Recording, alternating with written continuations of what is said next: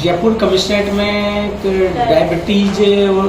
Diabetes के कारण और निवारण के संबंध में एक कार्यशाला का आयोजन किया गया था डॉक्टर एस कुमार के नेतृत्व में। और उसमें हमने कमिश्नरेट के जो डायबिटीज़ से जिन कांस्टेबल्स और हेड कांस्टेबल्स ASI को जिनको डायबिटीज़ की जो लंबे समय से इलाज चल रहा है और जो दवाइयाँ ले रहे हैं उनको बुलवाया था। और उन्होंने डॉक्टर साहब से अपने समस्याओं के बारे में भी बात की और डायबिटीज़ के लिए कैसे क्या जीवन शैली में क्या खान पान में उनको परिवर्तन करना चाहिए उस संबंध में काफ़ी विस्तार से चर्चा हुई। क्या टेस्ट करवाने चाहिए क्या नहीं करवाने चाहिए।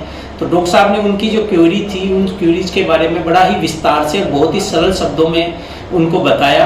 और मैं समझता हूँ कि डॉक्टर साहब का जो आज ये सेशन था ये निश्चित रूप से जयपुर कमिश्नरेट के जो पुलिसकर्मियों ने भाग लिया उनके परिवारजनों के लिए और उनके लिए निश्चित रूप से लाभदायक होगा। भविष्य में भी हम चाहेंगे कि डॉक्टर साहब का समय समय पर हमें इसी प्रकार मार्गदर्शन मिलता रहे और जो हमारे स्टाफ है वो लाभान्वित होता रहे। जी हाँ, ये हैं जयपुर पुलिस विभाग के एडिशनल पुलिस अधीक्षक आलोक सिंघल।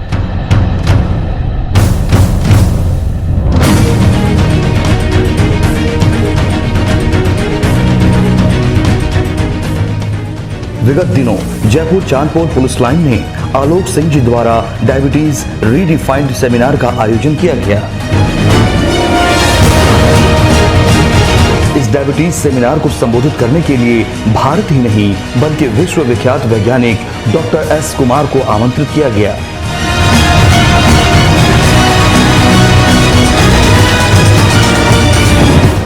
इस सेमिनार में सैकड़ों पुलिसकर्मी शामिल हुए। कार्यक्रम के सफल आयोजन में ACP नरेंद्र दायमा साहब और ACP सुमन चौधरी साहिबा का विशेष योगदान रहा।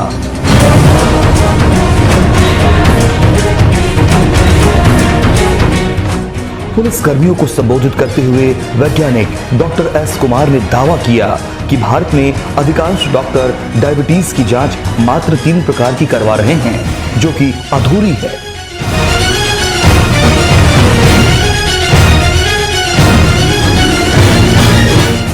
डायबिटीज की पूर्ण जांच 6 प्रकार की होती है जो आपकी स्क्रीन पर दिख रही है। वैज्ञानिक डॉक्टर एस कुमार डंके की चोट पर कहते हैं कि अगर कोई भी डायबिटीज मरीज उनके द्वारा दी गई इस जांच को करवा ले तो उम्मीद है कि 90% लोग बिना डायबिटीज के ही पाए जाएंगे।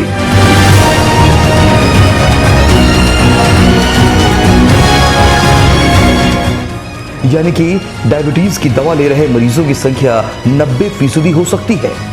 इस सेमिनार में एडिशनल SP आलोक सिंघल समेत कई पुलिसकर्मियों ने वैज्ञानिक डॉक्टर एस कुमार से सवाल जवाब भी किए जो आप आगे इस वीडियो में देखेंगे।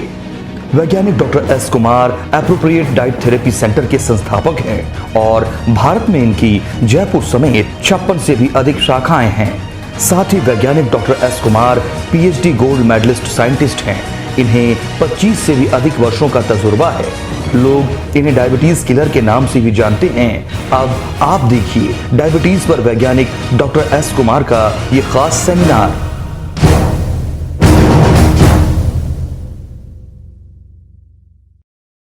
उन्होंने एक समय दिया उसका भी मैं शुक्रगुजार हूँ, स्पेशली सीनियर अथॉरिटी जिन्होंने इस चीज़ को समझा और कोशिश की कि एक समाज सेवा तो होनी ही चाहिए, लेकिन जो हमारे नौजवान हैं, पुलिस में जो लोग काम कर रहे हैं, इतना स्ट्रेस होता है, इतनी तकलीफ़ें होती है और उसके बाद में अगर ऐसी बीमारियां अगर पकड़ ले तो आदमी का जो काम करने की क्षमता कम हो जाती है।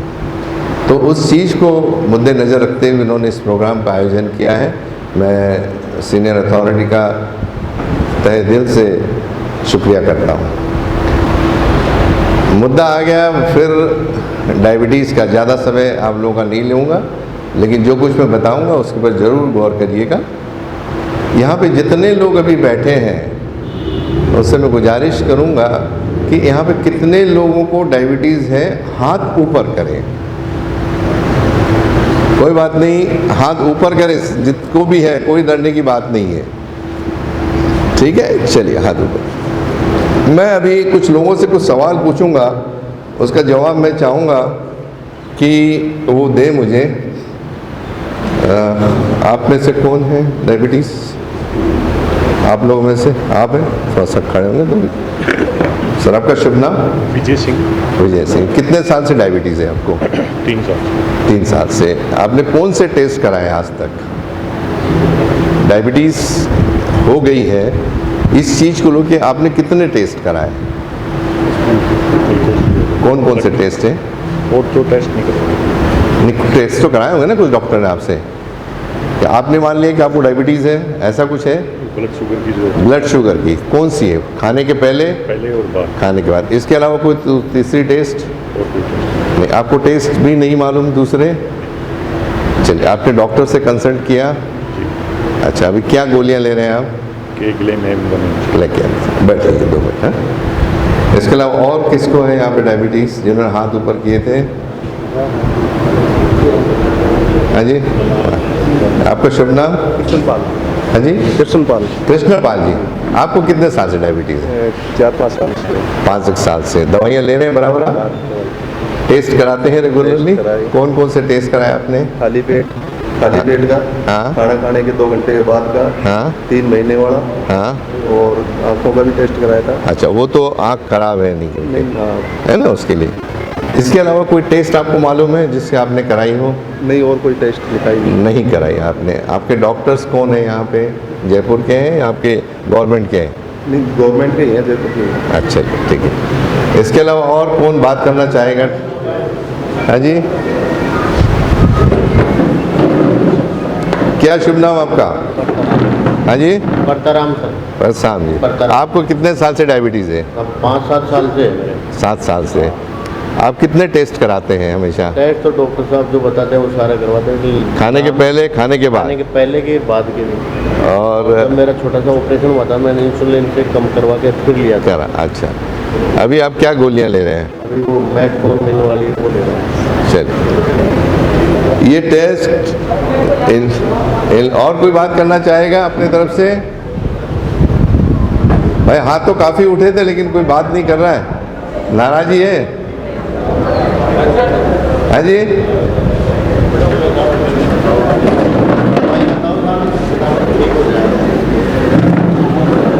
एक्सप्रेस में चलना है? चलेंगे चलेंगे, एक्सप्रेस में भी चलेंगे। सर आपका शुभ नाम? कुलदीप सिंह नाम है सर। हाँ जी, आपको कितने साल से डायबिटीज़ है? 20 साल से। 20 साल से। अभी क्या दवाइयाँ ले रहे हैं आप? इंसुलिन ले रहा हूँ सर अभी। इंसुलिन ले रहे हैं? सर इंसुलिन ले रहा हूँ सर। कितने यूनिट लेते हैं आप? 35 यूनिट दोनों टाइम सुबह शाम। और टेस्ट क्या कराते हैं आप? टेस्ट तो जो डॉक्टर लिखते हैं वो सभी टेस्ट कराते हैं। खाने के पहले, खाने के बाद और HBI वगैरह ये सब बस। तो लिखते हैं। इसके अलावा और कोई टेस्ट आपको मालूम है? और भी बॉडी की तरह ही है सर, जैसे नहीं, इंसुलिन से, डायबिटीज़ से रिलेटेड डायबिटीज से रिलेटेड तो ये कोई नहीं। चल ठीक है, बोलिए आपका शुभ नाम? सीताराम सर। सीताराम जी। नहीं, मुझे अब सिर्फ, अभी मैं बाद में बात करूंगा आपसे। मैं अभी सिर्फ जानना चाहता हूं कि आपको कितने टेस्ट आप करा रहे हैं अभी?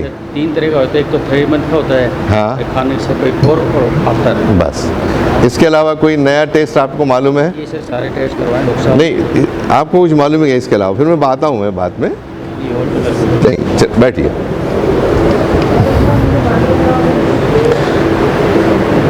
ये जो आपने टेस्ट कराए हैं दोस्तों, ये आपके अधूरे जांच हैं।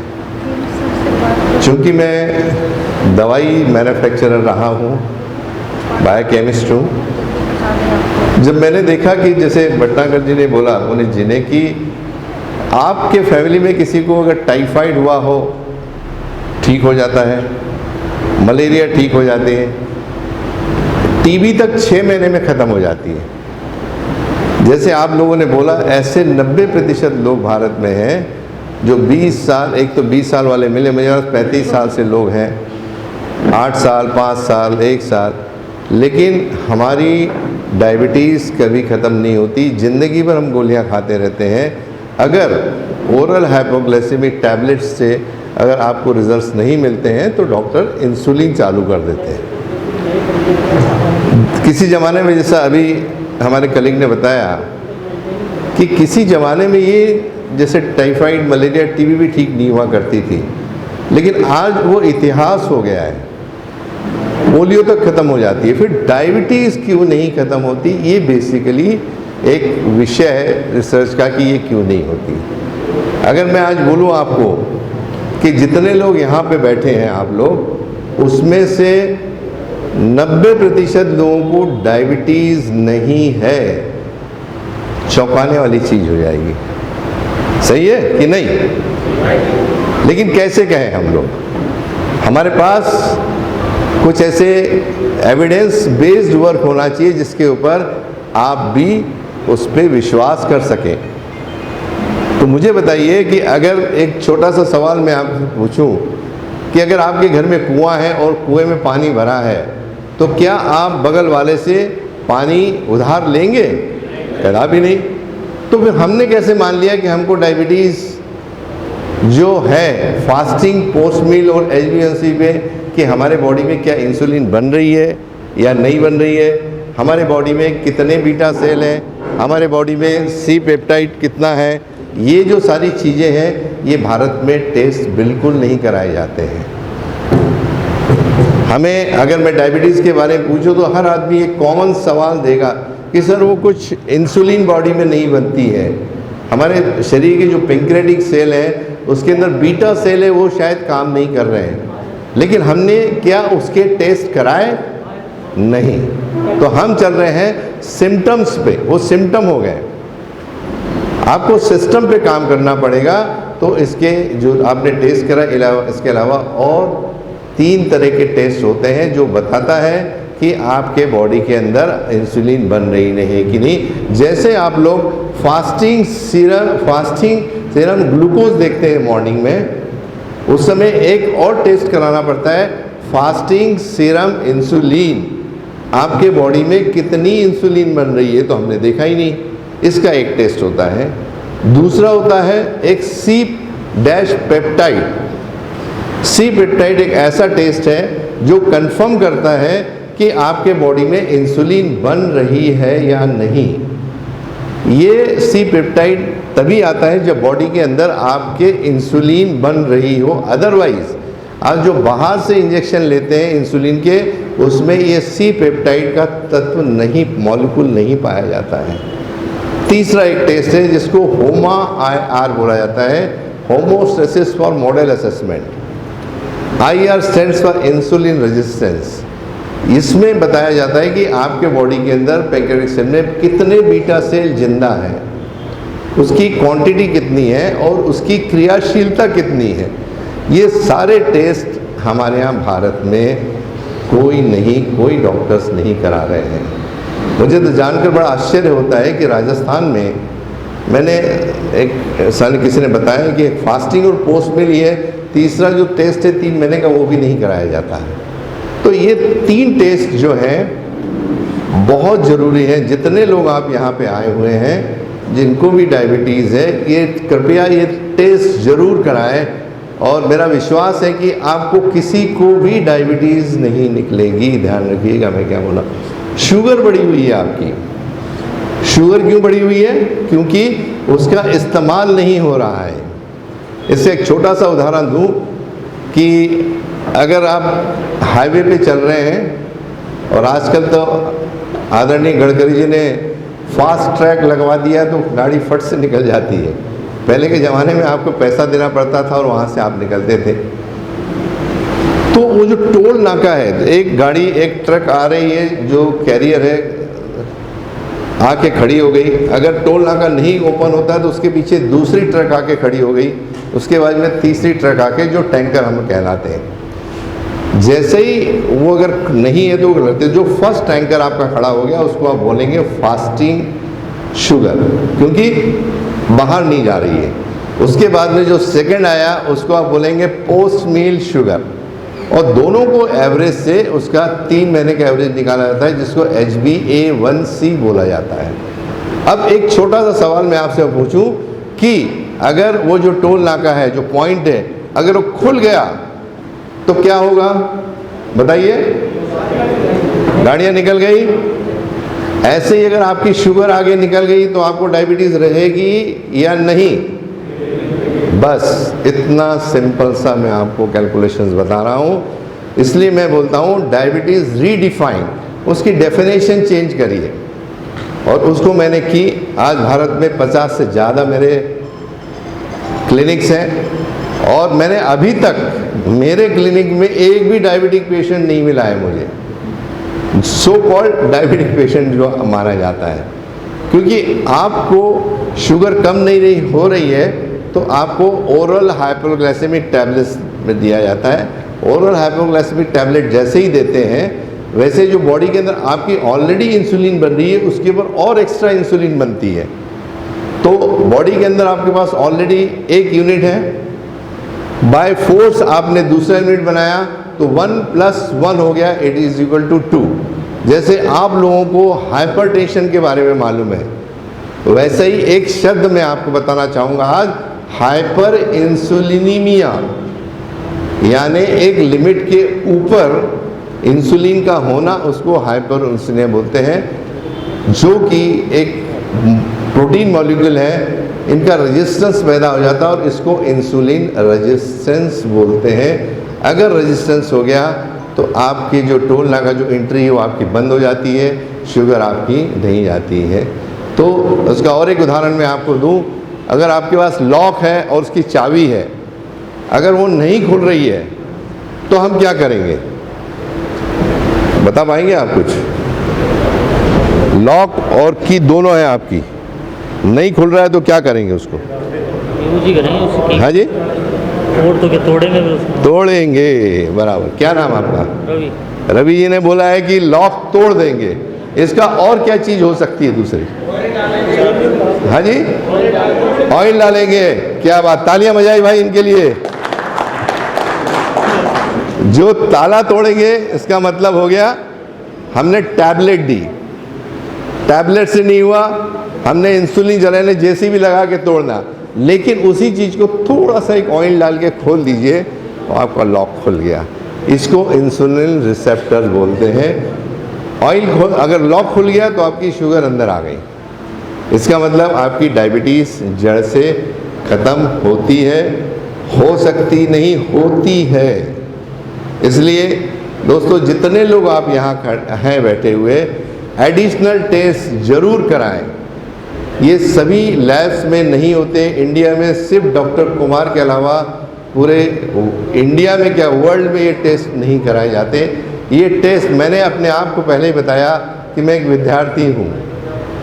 विद्यार्थी के नाते हम लोग हमेशा पढ़ते रहते हैं, तो मैंने ये जो सारे टेस्ट हैं मेडिकल बुक्स से ही लिए हैं, मैंने नहीं निकाले हैं, मैं उसका जनक नहीं हूँ। ये उसके अंदर ऑलरेडी दिए हुए हैं, लेकिन एजुकेशनल जो हमारे यहाँ का सिस्टम है उसको फोकस नहीं कर रहा है। अगर वो फोकस हो जाए तो मुझे नहीं लगता कि भारत से या आप लोगों के शरीर से डायबिटीज़ ठीक नहीं हो सकती। ऑन द कंट्री अगर आप डाटा देखें पूरे वर्ल्ड का तो बोला जाता है कि by 2025 India is going to be the diabetic capital of the world. मेरा कहना ये है, अगर ये टेस्ट आप लोग सब करा लें तो आपको पता लगेगा कि आपकी डायबिटीज़, आप डायबिटिक नहीं हो, आप सिम्टम्स में चल रहे हो। सिम्टम्स अगर आपके ठीक हो गए तो आने वाले अगले 25 सालों से जैसा पोलियो, टाइफाइड, मलेरिया और टीबी का नामो निशान ख़त्म होते जा रहा, वैसे डायबिटीज़ का शब्द एक इतिहास बन रह जाएगा। लेकिन उसकी ज़रूरत है जागरूकता की, जो आज मुझे आपके सीनियर अथॉरिटी ने एक समय दिया आप लोगों से रूबरू होने का और एक मेरी बात आप लोगों को बताने के लिए, क्योंकि भारत मेरा अकेले का नहीं है, आप सब लोग उसमें शामिल हैं। आप ज़रूर कराइए। जो भी आपके नियर बाई हैं या कोई रिलेटिव्स हैं जो ये टेस्ट नहीं करा, उनसे ज़रूर टेस्ट करवाइए। और आप पाएंगे, जब हमारे पास आप आएंगे तो मैं हमेशा आपको यही बोलूँगा कि आपको डायबिटीज़ नहीं है, सिर्फ आपकी इंसुलिन बढ़ी हुई है। तो जैसा उन्होंने बताया कि ऑयल डाल के इसको खोल दिया जाता है, वैसे हमने कुछ ऐसे सेंसिटाइज़र ढूंढ के निकाले हैं जो उस रेजिस्टेंस को ख़त्म करते हैं। जैसे भाई साहब ने बताया ऑयल डालना, अगर वो रास्ते खुल जाते हैं तो हर 15 दिन के अंदर आपकी शुगर धीरे धीरे कम आने लगती है। इसके लिए हमारा मैंडेटरी ये होता है कि हर 15 दिन में टेस्ट के साथ में जो पेशेंट है उसने आना चाहिए। 3 महीने के बाद में जब आपका HbA1c जो है 5.8 नॉर्मल होता है, इसके ऊपर हो अगर 5.8 आ जाता है तो उनकी एलोपैथी सबसे पहले बंद कर जाती है। अगर इंसुलिन है तो सबसे पहले इंसुलिन बंद की जाती है, उसके बाद में आपकी जो एलोपैथिक मेडिसिन्स चालू है उसको बंद किया जाता है। उसके बाद जो हमारे यहाँ के सेंसिटाइजर्स हम लोग जो हमारे पास होते हैं वो भी बंद किए जाते हैं, ताकि आप 1 साल के बाद 1 साल, 1.5 साल, 2 साल के अंदर अपनी शैली जो है लाइफ की बदल के एक डायबिटीज़ मधुमेह मुक्त ज़िंदगी आप जी सकते हैं। लेकिन इसको सोचो, समझो और करो, क्योंकि क्या हो गया है कि इस बारे में कोई चर्चा नहीं करता है। आज कितने लोग यहाँ पे होंगे जिनको सेकेंडरी प्रॉब्लम्स होंगे, किसी की आँख का ख़राब होना, रेटिना का ख़राब होना, किडनी का ख़राब होना, सेक्सुअल लाइफ में प्रॉब्लम आना, हार्ट की प्रॉब्लम आना, ये इंसुलिन, एक्सेस इंसुलिन के कारण होता है। इसलिए आप सब लोगों से मेरी गुजारिश है हाथ जोड़ के दोस्तों कि इसके ऊपर ज़रूर गौर करिएगा। आज जितना आप लोगों का, मेरे से ज़्यादा आप लोगों का समय अमूल्य है। आप इस देश के रक्षावासी हैं, लोगों का रक्षा करते हैं, तो पहले आप अपनी खुद की भी रक्षा करें, अपने परिवार वालों की रक्षा करें, ताकि एक आप स्वस्थ जीवन जी सकें। अभी आप जितनों डायबिटीज़ हैं उन आपने देखा होगा बहुत लोगों को एक आलस जैसा होता है, काम करने की इच्छा नहीं होती है। वो इसलिए कि एक्सेस शुगर है, एक्सेस इंसुलिन है। इसमें एक पैमाना होता है, जैसे मैंने बताया कि आपके बॉडी में कितनी इंसुलिन होना चाहिए। क्योंकि आप लोगों के पास टेस्ट नहीं है, मैं आपको बताना चाहता हूँ इसकी जो निर्धारित जो क्वांटिटी है वो है 2 से 25 के बीच में। जिसका 5 से नीचे है वो नॉन डायबिटिक कहलाएगा। सी पेप्टाइड का एक पैमाना है 0.8 से 3.75 से 0.8 के नीचे, इसका मतलब आपके बॉडी में इंसुलिन नहीं बन रही है तो आपको इंसुलिन चालू किया जाएगा। आपके बीटा सेल 75% तक होना चाहिए, लेकिन अगर 10% है तो भी आपका काम होता है। और ये सब पैमाने निकाल के आप पूरे इस बीमारी को जड़ से आप ख़त्म कर सकते हैं। तो दोस्तों, आपका ज़्यादा समय मैं नहीं लूँगा, लेकिन इसके अलावा कुछ नॉर्मल चीज़ें मैं आपको बताना चाहूँगा जो आपके लाइफ में बहुत काम आ सकती हैं।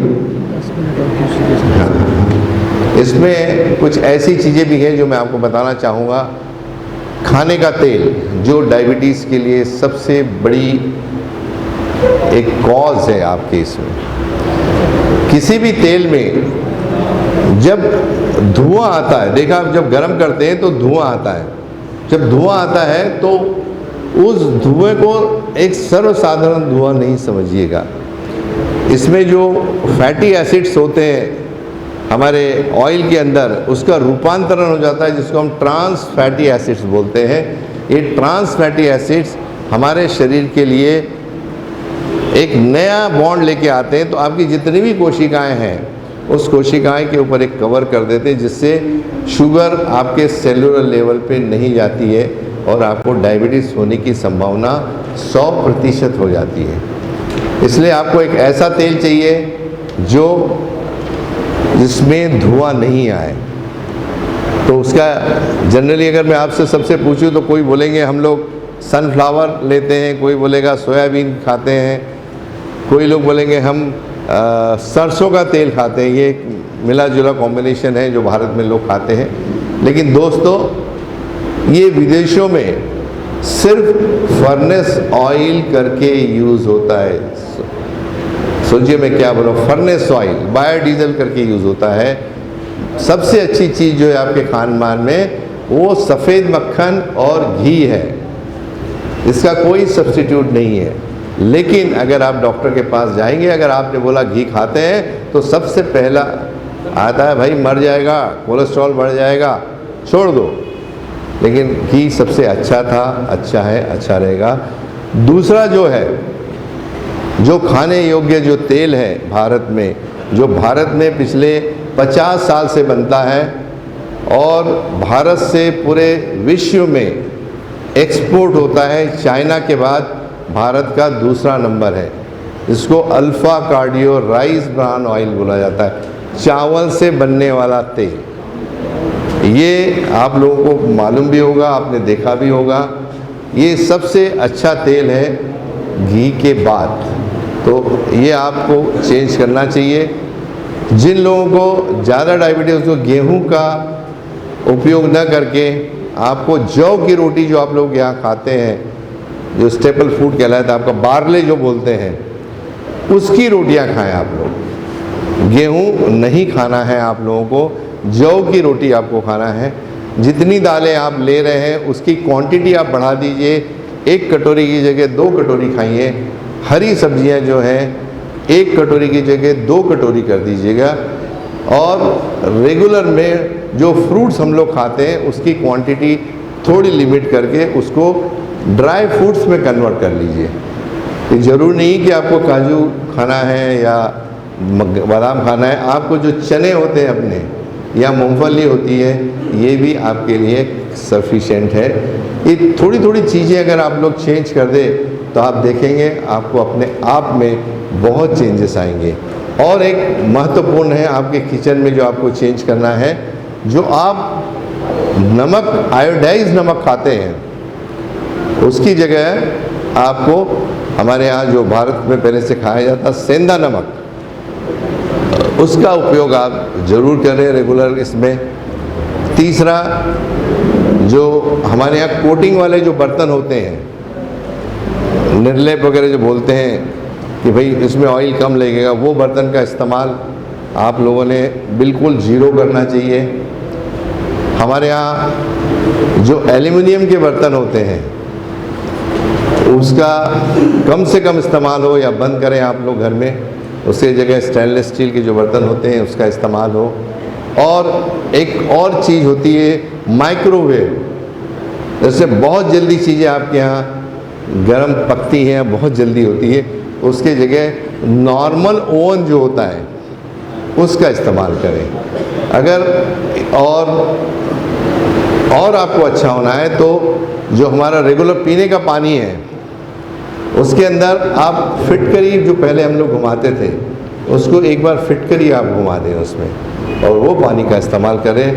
मेरा वादा है आप लोगों से, अगर इतना थोड़ा सा आपने चेंज कर लिया तो शायद आपकी लाइफ, डायबिटीज़ से तो आप निजात पा ही लेंगे।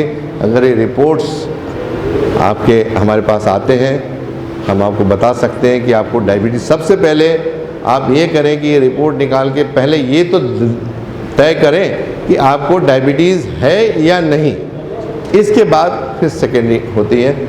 आज चूँकि सब सारे पुलिस वाले यहाँ पे हैं, पुलिस फोर्स है, हमारे यहाँ पे जो फर्स्ट कंसल्टेंसी होती है यहाँ की 2500 होती है, लेकिन सर ने इतना बड़ा हमारे लिए समय दिया है। पुलिस फोर्स से जो भी कोई हमारे यहाँ आएगा उससे सर हमारे यहाँ से बिल्कुल फ़ीस नहीं ली जाएगी, पूरा प्रयास करेंगे।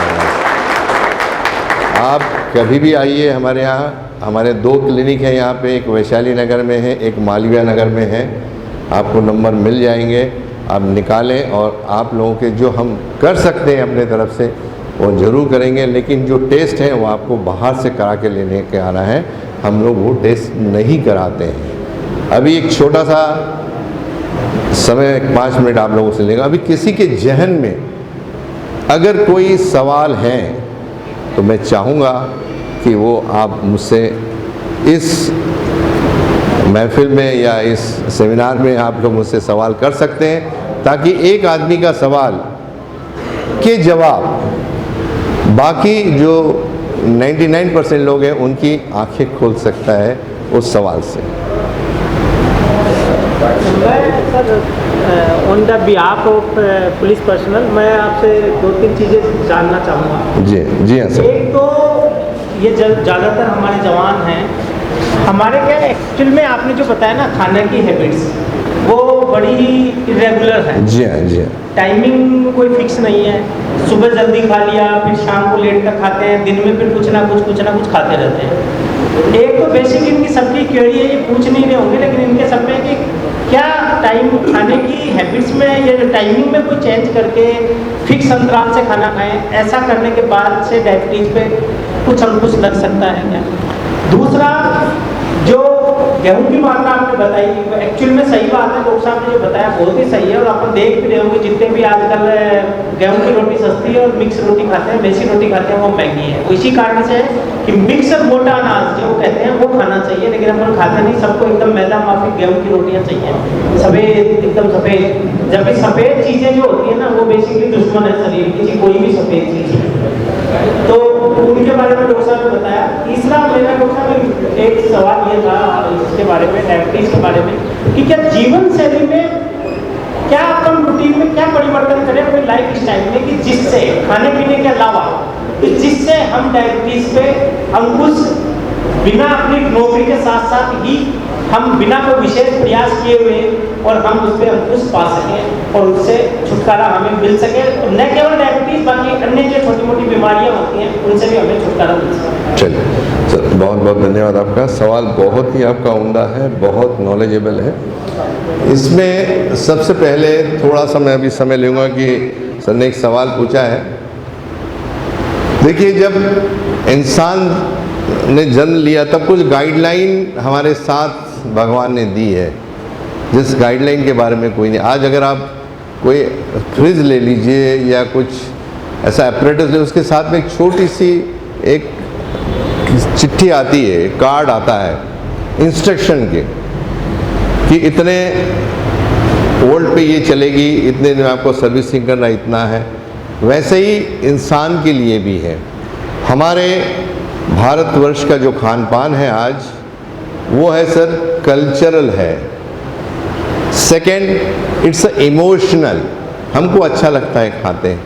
ट्रेडिशनल, सदियों से चली आ रही है।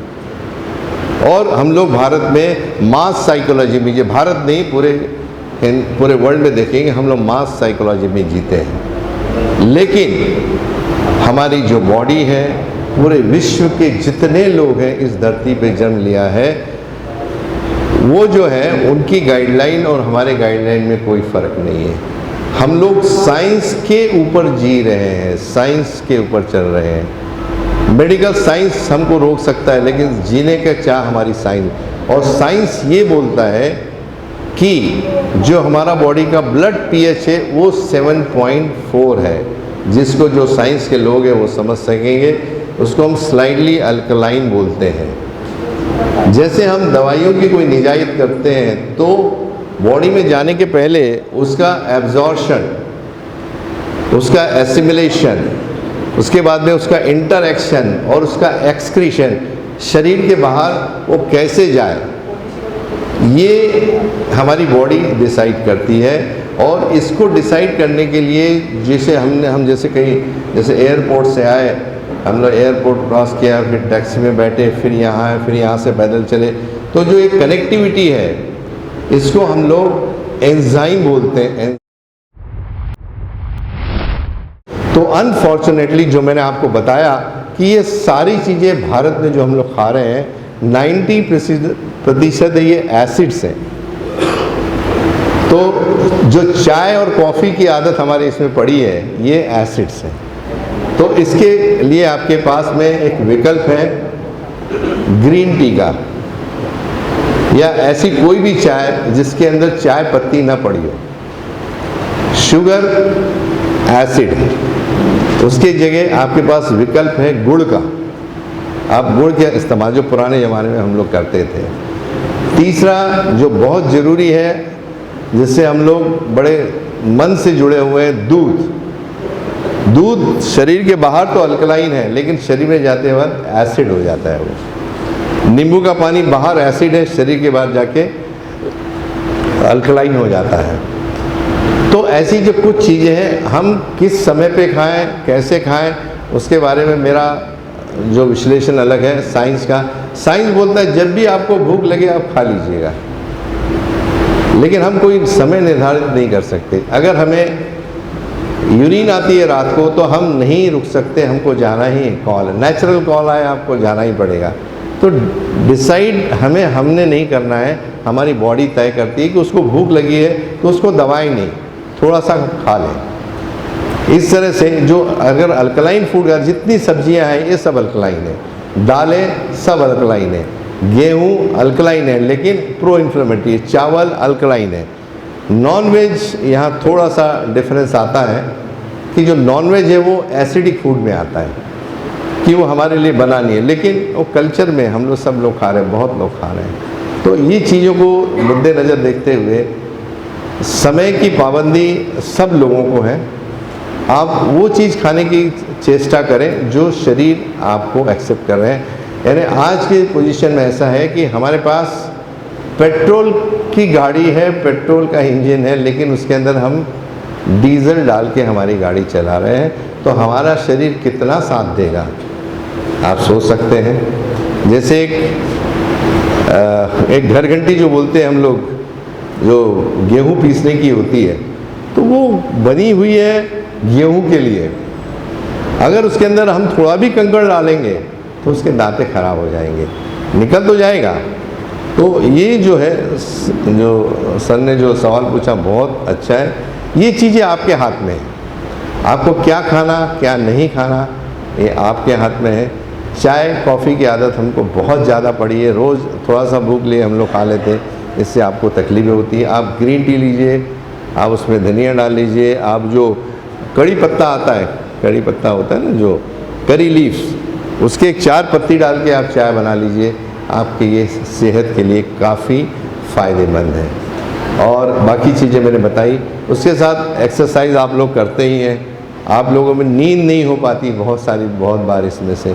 अभी इस चीज़ों को अगर आप पालते हैं तो आप देखेंगे कि आपकी जो एनर्जी है ये आपकी 10 गुना बढ़ जाएगी। जैसे हमारा जो ब्रेन है, जैसे साइंटिस्ट लोगों ने कहा है कि हम लोग अभी भी इंसान 3% अपने ब्रेन का इस्तेमाल कर रहा है। कोई साइंटिस्ट होता तो 3.1 कर रहा होगा, लेकिन अभी भी 97% ब्रेन इंसान का वैसा ही पड़ा हुआ, वो इस्तेमाल नहीं कर पा रहा है। वैसे ही अगर आप जो मैं आप बता रहा हूँ उसकी एक सोच अगर आप बदलें, एक सोच आपकी ज़िंदगी एक हेल्थी लाइफ की तरफ ले जा सकती है। अब हम लोग क्यों कर रहे हैं? क्योंकि हमने अपने पेरेंट्स से सीखा है। हम जो कर रहे हैं हमारे बच्चे सीखेंगे। तो हमें यही है कि चाहे कितना भी आप खा लें, कम ज़्यादा हो जाए, लेकिन पीने के पानी में, जो आपका पीने का पानी है, चाहे आरओ का, किससे एक छोटी सी चीज़ आपको इससे बचा सकती है, वो फिटकरी। आप पीने के पानी में एक छोटी सी फिटकरी घुमा दीजिए 2 मिनट के लिए, और वो पानी आप लोग सब लोग इंतज़ार करें। मैं कहता हूँ अगर बॉडी अगर आपकी अल्कलाइन रही तो दोस्तों, डायबिटीज़ तो क्या, बॉडी में कैंसर भी पैदा नहीं होता है। इसको नोबेल प्राइज़ मिल चुका है। लेकिन जैसे जैसे हम लोग आसमान में उड़ने लगे हैं, जैसे जैसे हम नासा की तरफ जा रहे हैं, ऊपर चलने लगे हैं, हमारी सोच कहीं न कहीं वो बंद होते जा रही है। तो हमारी जो सोच है आप लोगों को बदलना है। और खैर एक्सरसाइज है, आप लोगों को तो मैंडेटरी होती है, आप लोग तो करते ही हैं। और इसके अलावा और कोई सवाल हो सर तो मैं आप बात करना चाहूँगा। किसी का कोई सवाल हो इस बारे में कुछ पूछना चाहे तो आप पूछ सकते हैं।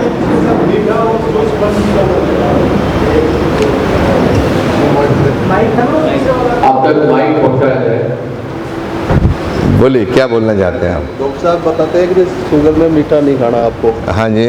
और उसे लिक्विड में जूस पीते हैं ना, हाँ जूस जी। नहीं पीना चाहिए, हाँ। फ्रूट खा सकते हैं। ओके, तो इसका क्या लॉजिक है? देखिए बहुत सिंपल सा लॉजिक है।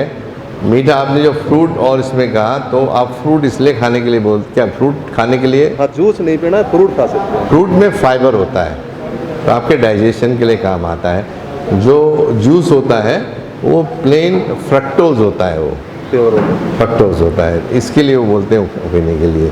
मीठा का क्या? मीठा ये करना कि मीठा शुगर बोलते हैं, ऑलरेडी शुगर आपकी बढ़ रही है, उसमें ऑलरेडी लॉक है।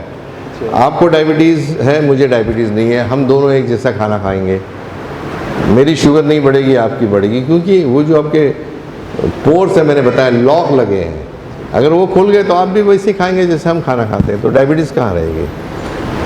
मेन फोकस है एंट्री पॉइंट का, मेन गेट शुगर का इस्तेमाल होना। हम जो काम कर रहे हैं शुगर के इस्तेमाल के ऊपर काम कर रहे हैं, लेकिन पूरी इंडस्ट्री सिम्टम पे काम कर रही है। वो बोलते इंसुलिन नहीं बन रही है और गोलियां दे दो और इंसुलिन बनती है, उससे कंट्रोल नहीं हो रहा तो लोग इंसुलिन चालू कर देते हैं। So that is a causing hyperinsulinaemia, जैसे मैंने आपको बताया।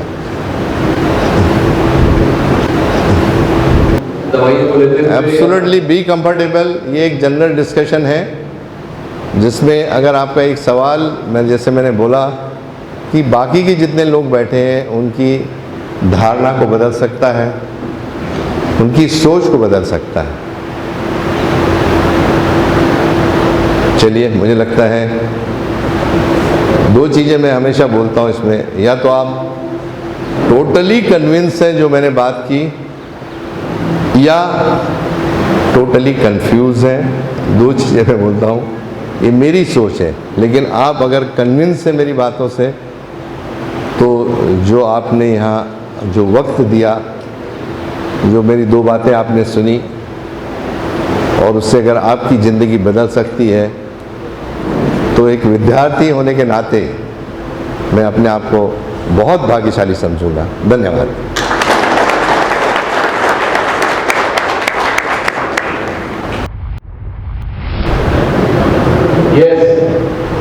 सबने बहुत बड़ी बात बोली, सहमत नहीं है तो भी बात बताइए। चलिए, डॉक्टर साहब ने अच्छा सुझाव दिया डायबिटीज और अपनी जीवन शैली के बारे में। डॉक्टर साहब, हमारी सबसे बड़ी प्रॉब्लम क्या है पुलिस में, अभी भी हमारे पुराने माइंडसेट से चल रहे हैं कि ज़्यादा से ज़्यादा खाना खाओ, ज़्यादा से ज़्यादा शरीर में एनर्जी होगी। अब ट्रेंड्स बदल चुके, लेकिन हमारी अभी भी माइंडसेट यही है कि हम 7-8, हमारे ज़्यादातर जवान 8-10 साल के बेटी गेहूँ की खाते हैं एक टाइम, और इनको कई बार हमें कहते हैं कि आप खाने में रोटी की क्वालिटी घटाइए, सारी बीमारियों की जड़ गेहूँ का है, कम करिए इसको, आप सब्जी ज़्यादा खाइए, आप फ्रूट्स खाइए, आप और चीज़ें बढ़ाइए। लेकिन अभी भी क्या है, हमारे जवान एक टाइम पे 8 से 10 रोटियां खाते हैं। वो बात ऐसे नहीं है कि एक्चुअली में भूख लगती है, मेहनत करते हैं इसलिए, लेकिन भूख को रोटियों से बजाय यदि और चीज़ों का इंटेक्ट बढ़ाए ना तो ज़्यादा बेटर होगा। दाल खाएं, फ्रूट्स खाएं, तो रोटी खाएं तो कोई बात नहीं, वो मिक्स रोटी खाएं, लेकिन गेहूं की रोटी खाते हैं। बड़ी समस्या है, इनको कहते कि हम भी खाते हैं लेकिन ये मान नहीं रहे। लेकिन शायद आपकी आपकी सलाह से मैं मानता हूँ कि निश्चित रूप से ये लोग समझेंगे और इसका पालन करेंगे और अपनी जीवन शैली को सुधारने का प्रयास करेंगे।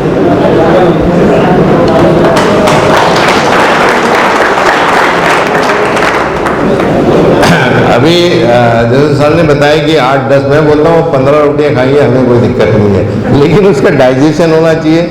जो शुगर बनती है उसका यूटिलाइजेशन होना चाहिए। लेकिन होता क्या है कि ऑलरेडी हमारे पास शुगर है, इसकी भी शुगर बनती है, वो ऐड हो रही है, ऐड अपॉन हो रही है। तो अगर किसी भी चीज़ का आउटलेट है तो आप देखेंगे कि उसमें से सारी चीज़ें जितने भी हम लोग खा रहे हैं उसका डाइजेशन हो सके। तो उसके लिए जो मैंने बताया कि जो आपकी अल्कलाइन चीज़ें ज़्यादा की, जैसे सर ने बताया कि सब्जियां आप ज़्यादा खाएं, दालें ज़्यादा खाएं, आपके यहाँ जो चने वगैरह होते हैं या मटर वगैरह होती है, इसकी सब्जियां बनती हैं। नहीं, मैथ्स में सर हमने इसीलिए इनको देखते हुए दाल दोनों टाइम कर दी। पहले एक टाइम दाल थी, अच्छा, दोनों टाइम दाल कर दी, दोनों टाइम ग्रीन सब्जी कर दी। जी हाँ। हफ्ते में 2 बार पनीर भी दे रहे हैं, कोशिश हम कर रहे हैं, लेकिन एक्चुअल में नियमित रूप से तो इनको खुद को करना पड़ेगा। जी हाँ, जब तक ये खुद नहीं करेंगे तब तक देखिए हम तो डायरेक्शन दे सकते हैं, खुद करें, खुद को एक इनिशिएटिव लेना पड़ेगा। हम चाह रहे हैं कि मैसी आटा कराएं, जी हाँ, अगर गेहूं की बजाय मैसी रोटी बनाएं मैस में, लेकिन इसके लिए भी इनका बहुत ज्यादा मोटिवेशन नहीं है, बहुत ज्यादा तैयार नहीं है। किसी एक बंदे ने आके नहीं कहा कि नहीं साहब हम तो गेहूं की रोटियां बंद करिए, आप मैसी रोटी बनवाइए मैस में। ये बात तो सही है। अब वो मैसी रोटी का कलर है ना, वो एकदम साफ सुथरा नहीं होता। जी है, जी है, जी है। गेहूं की रोटी का एकदम साफ सुथरा कलर आता है, तो कलर साफ सुथरा वो मैसी रोटी बनाएंगे और चोकर के साथ बनाएंगे तो उसका कलर और शेप और वो ऐसी लगेगी लगेगी, गंदी सी लगती है तो उसको। इनको बड़ा ऐसा लगेगा जैसे मेरे टिफिन में रोटी आती है तो ये देखेंगे तो इनको लगेगा यार साहब पता नहीं कल की रोटी लेके आएंगे। सही बात है। मेसी रोटी और एकदम जो बाजार का आटा था उसकी रोटी में तो बहुत फर्क पड़ता है। काफी तो फर्क। अभी इनको करना चाहिए, ज्यादातर ये घर पे ही खाना खाने वाले हैं तो घर पे आराम से कर सकते हैं, जी हाँ, जी हाँ, जितना पॉसिबल हो पॉसिबल हो उतना करें। उतना करें, बाकी नहीं है तो अब बियॉन्ड कंट्रोल है तो एक आप चीज कुछ और नहीं जैसे कर डॉक्टर साहब ने बताया मैं आपको कहूँगा, एडेड शुगर है ना, आप शुगर खा भी रहे हैं तो लेकिन जो ऊपर से शुगर और नमक डालते हैं ना अपन, दूध में ऊपर से शुगर डाल रहे हैं या सब्जी में ऊपर से नमक डाल रहे हैं, आप वो भी बंद कर दें तो भी आपको बहुत रिलीफ मिलेगा। मतलब दूध है तो बिना शुगर के पीजिए, चाय है वो जितनी उबलने में डल गई तो ठीक है, लेकिन कम लगी तो चीनी ऊपर से और डाल दी या दूध में ऊपर से शुगर डाल दी या नमक डाल दिया सब्जी में, सबसे ज्यादा नुकसान करता है वो। मतलब जितना आप खा रहे हो ना उसमें पके हुए में, उससे भी ज्यादा नुकसान ऊपर से यदि थोड़ा सा भी डालते हो वो करते हैं। कम से कम उससे स्टार्ट करिए कि वो तो बंद कर दीजिए। मेरे को 15 साल हो गए ऊपर से नमक डाल के खाए हुए, 15 साल हो गए, 15 साल से मैंने रोटी में नमक नहीं खाया है। कहीं बाहर जाता हूँ तो बात अलग है, मजबूरी होती है, लेकिन मैं घर पे मैंने कभी आटे में नमक डाल के 15 साल हो गए खाए हुए। तो ये चीजें आपको खुद को करना पड़ेगा। शुरू में फीकी लगेगी रोटी, लेकिन बाद में सब हो जाते हैं, एडजस्ट हो जाते हैं, आदत पड़ जाती है। अब यदि कोई गेहूं की रोटी आटे में नमक वाली खाता हूँ तो ऐसा लगता है कि बहुत ज्यादा नमक डाल दिया कि आज क्या चक्कर है, बहुत ज्यादा नमक है। तो अपन अपने शरीर को जैसे करेंगे वैसे हो जाएगा। स्वाद है ना ये जीभ का, ये बेसिक फंडा है जहाँ पे मतलब आपको टेस्ट को स्वाद कंप्रोमाइज मिलेगा ना, वो उतना ही शरीर को नुकसान करती है। जो चीज जितनी स्वादिष्ट होती है वो उतना ही शरीर को नुकसान करती है, जो जितनी कम स्वादिष्ट लगती है उतनी शरीर को फायदा करती है।